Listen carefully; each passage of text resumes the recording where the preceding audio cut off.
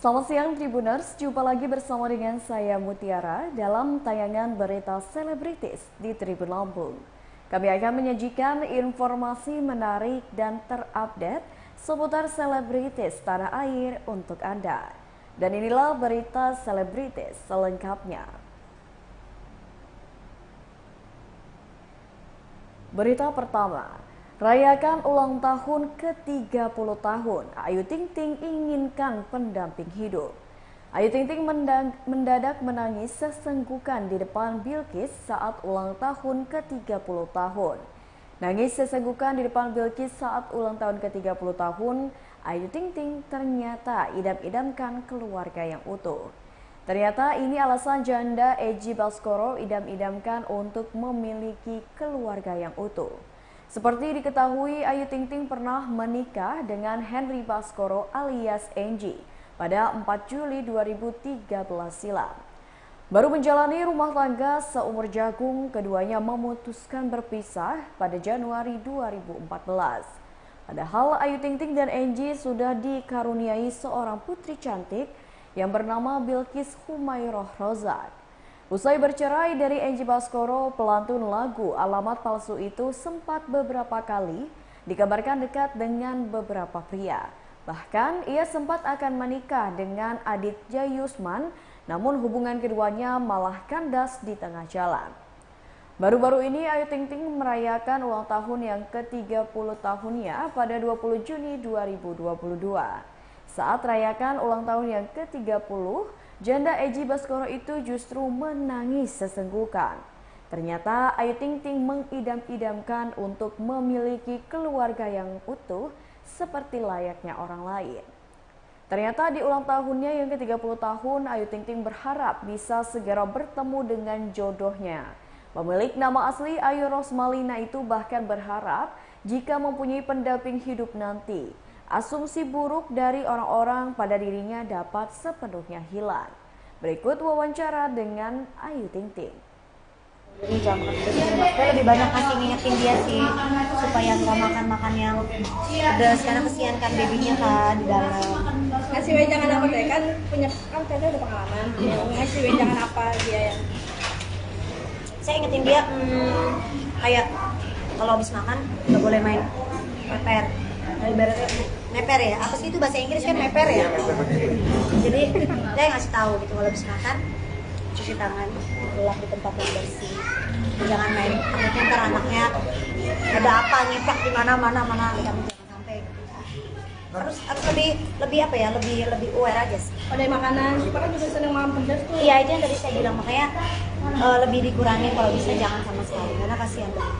Nah, karena kan tadi bilangnya pengen punya cowok gitu kan. Emang karena biar ada konflik aja nih kakak. Benar, karena kan kalau di rumah cewek lagi ribut mulu yang ada ya, berantem mulu, puyeng pada saya. Saya Sipa aja sama Bilqis udah kayak adik kakak tuh bertiga. Ibu kadang udah capek banget ngadepinnya, apalagi kalau misalnya nambah cewek lagi satu, udah dua tuh kalah tuh ayah menanda pasti udah kan. Pengennya sih cowok, mudah-mudahan sih cowok. Tapi kan ngeliat kompaknya Kak Ayu dengan Bilqis sendiri kan sampai belajar bahasa Inggris bareng, masuk bareng, gimana nih?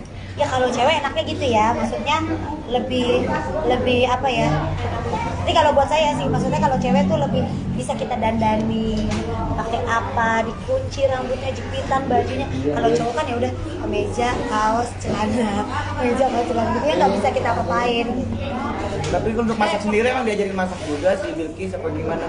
Kalau masak sama Bilqis gara-gara kemarin konten aja sih ya, maksudnya anaknya sih jarang kalau misalnya lagi pengen banget request makan apa gitu ya udah saya bikinin gitu. Kalau misalnya lagi enggak ya enggak. Apa sih makanan favoritnya mungkin? Bilqis tuh paling suka nasi goreng sosis, nasi goreng keju paling suka. Sering komenin nggak sih kayak ibaratnya wah masakan kayu enak atau nggak enak gitu? Apa Ya nih anak setiap bundanya yang masak pasti dia bilang enak banget bunda, nggak tahu benar nggak tahu enggak ya, apa dia nggak tahu rasa apa gimana. Tapi yang jelas senang lah kalau misalnya anak senang ya, kita sih sebagai orang tua kan senang juga, apalagi kalau masakan kita dihargai sama anak kan senang. Kita lagi belajar bahasa Korea. Iya, kebetulan di tempat sahabat saya dia. Berita selanjutnya. Disomasi 2 kali oleh Rasman, Iklim Hakim tetap ganti kuasa hukum. Iklim Hakim baru saja melepas Razman Arif Nasution sebagai kuasa hukumnya untuk melawan mantan bosnya yaitu Hotman Paris Hutapea. Posisi Razman Arif Nasution digantikan oleh Abdul Fahriz Al-Donggowi dan tim untuk menangani kasus Iklim Hakim dengan Hotman Paris. Sayangnya, saat mencabut kuasanya, Iklim Hakim justru disomasi oleh Razman Arif Nasution. Somasi itu dilayangkan oleh Razman lantaran kecewa dengan sikap Iklim Hakim yang mendepaknya dari posisi kuasa hukum. Kendati demikian, Iklim Hakim kini mengaku bahwa Razman Arif sudah menerima keputusannya untuk tak lagi memakainya sebagai kuasa hukum. Iklim Hakim pun membeberkan alasannya mendepak Razman Nasution lantaran tidak fokus mengurus kasusnya dengan Hotman Paris. Seperti diketahui sebelumnya, pengacara kondang Hotman Paris Hutapea melaporkan mantan asistennya Iklim Hakim dan Razman Arif Nasution ke Mabes Polri terhitung sejak 10 Mei 2022. Pada Jumat 24 Juni harusnya Iklim Hakim menjalani pemeriksaan perdananya sebagai terlapor di Mabes Polri pada pukul 9. Sayangnya, pihak Iklim Hakim meminta untuk ditunda sampai waktu yang belum ditentukan. Hotman Paris melaporkan Iklim Hakim dengan pasal 27 ayat 3 dan pasal 45 ayat 3 Undang-Undang Nomor 9 tentang ITE. Berikut wawancara dengan Iklim Hakim dan kuasa hukumnya. Sekaligus menjelaskan masalahnya itu secara utuh terkait dengan masalah pencabutan kuasa itu yang pertama ya. Per tanggal 21 kemarin kami dari tim AA Brother and Co Law Firm dan saya sendiri Abdul Fahriz Al-Donggowi, sarjana hukum, master hukum, didampingi oleh rekan-rekan di sebelah Bernardo Susanto Esa, Sudarmanto Esa, Nurul Ainun Esa, dan di tengah kita sendiri ini adalah klien kami, Iklim Hakim. Tanggal 21 kemarin kami dapat penunjukan kuasa dari Iklim Hakim. Ada 2 kuasa khusus yang diberikan kepada kami kemarin. Yang pertama, surat kuasa khusus untuk menyelesaikan masalahnya dengan tim kuasa hukum lama, di mana pada tanggal 16 Juni Iklim Hakim resmi mencabut surat kuasa yang sudah pernah diberikan oleh Iklim Hakim kepada tim kuasa yang lama. Kemudian pada tanggal itu juga somasi datang kepada Iklim Hakim. Belum sempat somasi itu ditanggapi atau dijawab, kemudian tanggal 20 kemarin datang juga somasi yang kedua dari tim kuasa hukum yang lama. Pada intinya bahwa somasi itu hanya menyampaikan keberatan dan kekecewaannya atas pencabutan kuasa yang dianggap pencabutan sepihak. Ya memang pencabutan kuasa memang sepihak. Kalau dirundingkan sampai ada kata sepakat pencabutan kan tidak mungkin kan gitu. Tapi untuk kedua somasi itu berdasarkan surat kuasa yang diberikan pada tanggal 21 itu sudah kami sampaikan klarifikasi atau tanggapan per hari ini, dan Pak Ram sendiri jadi sudah menerima dengan legowo yang itu disampaikan kepada klien kami sendiri, Iklim Hakim. Terus kemudian yang kedua, berita selanjutnya datang dari aktor Roy Marten kenang sosok Rima Melati. Aktor Roy Marten mengenang sosok mendiang Rima Melati. Menurut Roy Marten, Rima Melati memiliki pribadi yang rendah hati. Ia juga memberikan banyak contoh kepada siapapun. Selain itu, Roy Marten juga memuji akting Rima Melati yang begitu spontan dan natural saat beradegan. Roy sendiri mengaku begitu menyukai akting Rima Melati saat membintangi film Intan Berduri pada tahun 1973. Kala itu Rima Melati juga meraih Piala Citra dalam Festival Film Indonesia berkat perannya sebagai Saleha dalam film Intan Berduri tersebut. Diketahui Rima Melati meninggal dunia pada Kamis 23 Juni 2022 di RSPAD Gatot Subroto usai beberapa hari menjalani perawat di sana. Rima Melati dikabarkan masuk ICU sejak awal Juni 2022. Rima Melati dirawat di intensive care unit di salah satu rumah sakit itu di Bintaro. Kondisi Rima Melati disebut terus menurun, ditambah lagi karena ia disebut mengidap dekubitus. Berikut wawancara dengan Roy Martin.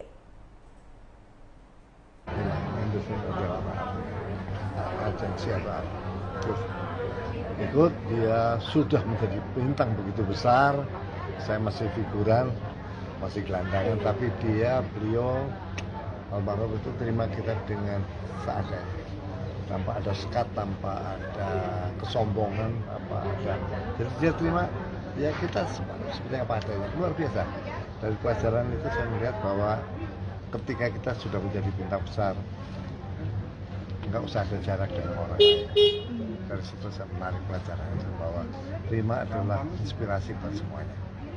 Kenangan apa sih Bang selama hidup?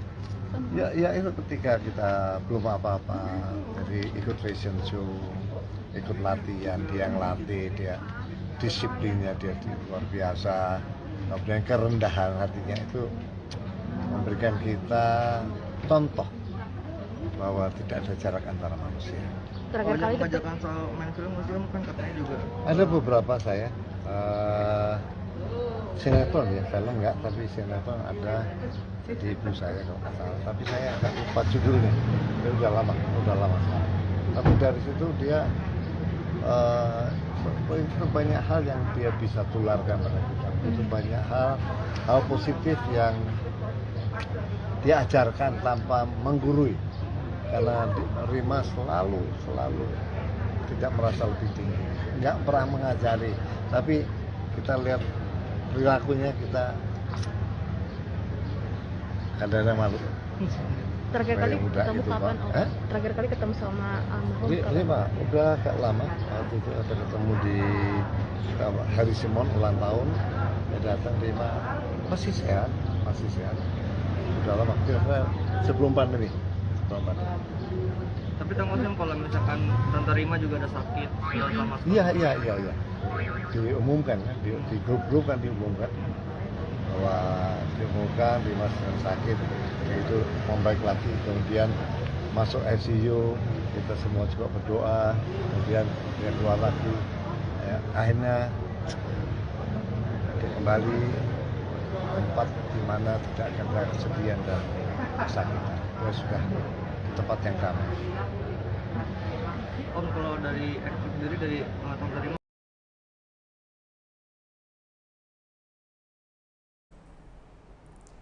Berita selanjutnya, digugat cerai suami, Dewi Persik ungkap kemungkinan rujuk.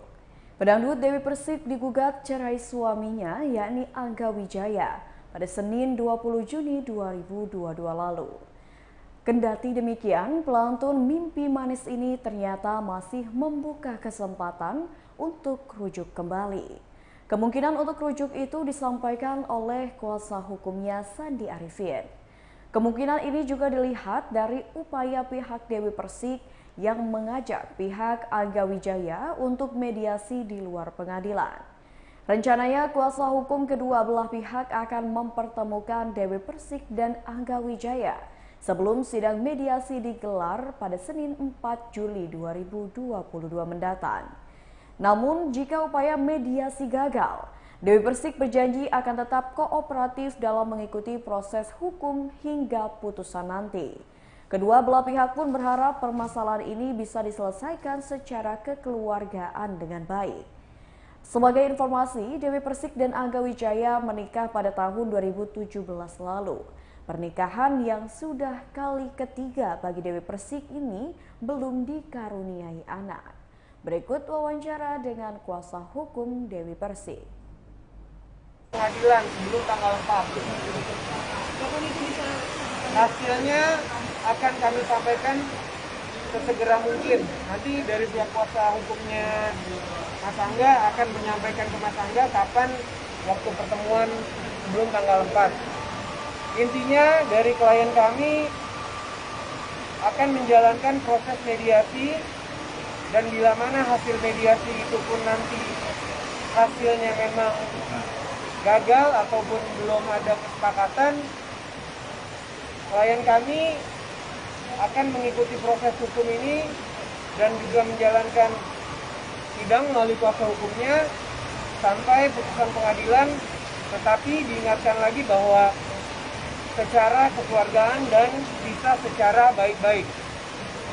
Tadi sudah disampaikan juga, saya sampaikan ke kuasa hukumnya Mas Angga juga, tidak ada lagi statement-statement yang negatif ataupun juga yang intinya menjatuhkan satu sama lain. Karena bagaimanapun juga saya dan Pak Kris menganggap Mas Angga dan Mbak Dewi sudah seperti keluarga dan juga sahabat. Mengenai isi daripada gugatan tersebut, yang tadi sudah saya baca adalah masalah ketidakcocokan. Dan juga Mas Angga juga ada prinsip yang berbeda, Mbak Dewi juga punya prinsip jalan yang berbeda. Mas Angga pun sekarang sudah pisah dan Berita selanjutnya datang dari artis Wanda Hamidah akan berdamai dengan mantan suaminya. Wanda Hamidah menyambangi Polres Metro Depok untuk melakukan mediasi dengan mantan suaminya Daniel Patrick Hadiskult pada Jumat 24 Juni 2022. Seperti yang diketahui, Wanda Hamidah dilaporkan ke Polres Metro Depok oleh mantan suaminya Daniel Patrick, di mana Wanda Hamidah dilaporkan atas kasus dugaan pengerusakan dan menerobos rumah dari mantan suaminya. Usai menjalani mediasi, Wanda Hamidah mengungkapkan mediasi berjalan lancar dan akan diselesaikan secara damai. Kuasa hukum Wanda Hamidah yakni Tegar Putu Hena mengatakan tinggal menunggu proses kasus ini berjalan lebih lanjut. Seperti diketahui sebelumnya, kasus ini bermula dari permasalahan jadwal kunjungan anak. Usai keduanya bercerai, hak asuh anak Malakai jatuh ke tangan Wanda Hamidah. Meski tinggal bersama ibunya, Malakai tetap memiliki jadwal rutin bertemu dengan ayahnya di hari Sabtu dan Minggu. Pertikaian muncul saat Minggu malam Malakai tak kunjung diantar kembali kepada Wanda Hamidah dan Daniel Patrick pun tak bisa dihubungi. Ketika menjemput langsung sang anak, Daniel Patrick ternyata sudah pindah dari rumah lamanya. Setelah mendapatkan info mengenai rumah baru mantan suaminya, Wanda Hamidah langsung mendatanginya. Lantaran tak disambut baik, Wanda Hamidah pun mencoba menerobos dengan merusak pintu dan jendela rumah Daniel Patrick. Berikut wawancara dengan Wanda Hamidah.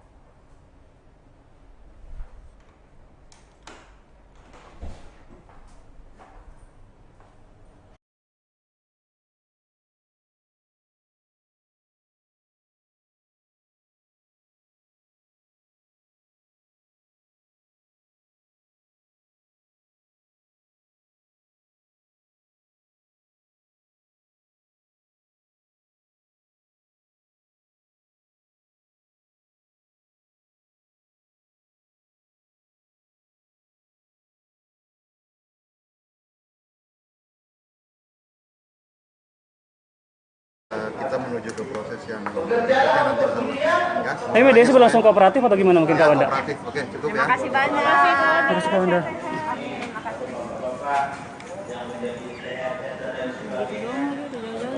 Mau ngejar lagi? Si Daniel. Hidup selama-lamanya sehingga ketika kita bekerja itu bekerja dengan dia, bekerja dengan semangat, seolah-olah hidup selama-lamanya. Walaupun kita dibatasi kalau sudah 58 tahun dari tidak istirahat harus pensiun.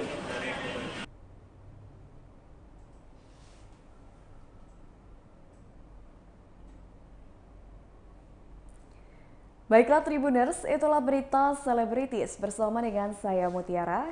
Jangan lupa untuk terus saksikan YouTube Tribun Lampung News Video, Facebook Tribun Lampung, Instagram @Tribun Lampung, dan TikTok @Tribun Lampung untuk informasi terupdate lainnya. Selamat siang dan sampai jumpa.